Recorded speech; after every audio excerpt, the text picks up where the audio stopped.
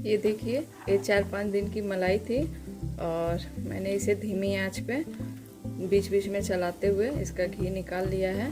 और अब हम इसे छान लेंगे। तो छान लेते हैं। ये देखिए, इतना घी हमने निकाल लिया है और ये जो बच गया है इससे हम बनाएंगे सर्दी खांसी की दवा। तो चलिए बनाते हैं।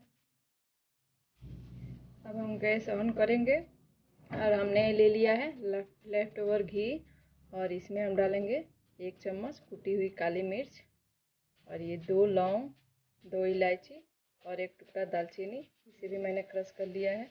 और ये अदरक है 2 चम्मच ग्रेट किया हुआ, हम इसे भी डाल देंगे।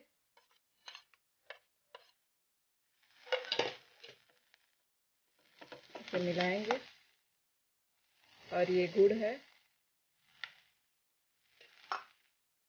1/4 कप है। तो इसे इन सभी चीज़ों को हम थोड़ा सा पका लेंगे। फ्रेंड्स, सर्दी का मौसम है और हर घर में सर्दी खांसी लगा ही रहता है किसी न किसी को, और बच्चे तो दवा खाना भी नहीं चाहते। तो ये बच्चों के लिए तो बेस्ट है। और एक बार आप इसे बना के खिलाइए, देखिए एक बार में ही सर्दी खांसी में बहुत ही राहत मिलेगी।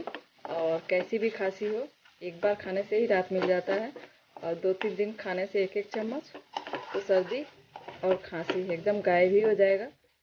फ्रेंड्स, अगर आपको मेरी रेसिपी अच्छी लगे तो लाइक और शेयर तो बनता है, और मेरे चैनल को सब्सक्राइब ज़रूर कर लीजिएगा। साथ ही बेल आइकन प्रेस कर दीजिएगा ताकि मेरी आने वाली हर वीडियो के नोटिफिकेशन आपको मिलते रहें। तो ये रेसिपी बन के रेडी हो गई। और फ्रेंड्स, अगर आपके घी घर में नहीं निकालते हैं, लेफ़्ट ओवर घी, कोई ज़रूरी नहीं है लेफ़्ट ओवर में ही बनाएं, आप घी में भी सारी चीज़ें डाल के बना सकते हैं। घी तो सबके घर में होता है। और सर्दी खांसी से बचे रहिए। Thank you.